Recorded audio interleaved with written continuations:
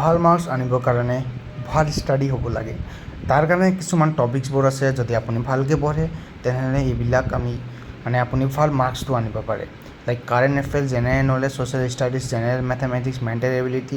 সামাজিক বিজ্ঞান যি কয় বৰ্তমান ঘটনাৱলী যি কয় এইবিলাক আপুনি গোটেই ভালকৈ পঢ়িব লাগিব current affairs general knowledge and general mathematics এই তিনিটাটো হ'ল ইম্পৰ্টেণ্ট টপিক অ'কে তো এইবিলাক যদি আপুনি পঢ়ে তেন ভাল মাৰ্ক আহিব আপুনি যি আছামৰ 3rd grade 4th grade exam দি আছে তাৰ কাৰণে চ' দে আৰ ভেৰি ইম্পৰ্টেণ্ট বহুত বেছি ইম্পৰ্টেণ্ট হয় আৰু এটা কথা আপুনি বিলাকে ট্ৰাই কৰিব যে আপুনি গলত এনচাৰটো নকৰিব বিকজ তাতে নেগেটিভ মাৰ্কিং থাকে নেগেটিভ মাৰ্কিঙে বহুত ইফেক্ট লাইক যদি আপুনি 40-50 এক্সাম্পলৰ তলত দিছে 40-50 পায় আপুনি ইমান আশা কৰিছে আৰু নেগেটিভ মাৰ্কিং যদি আহি যায় দেন বহুত মাৰ্ক কমি যাব so' don't try to write the answer you don't know' একদম একুৰেটলি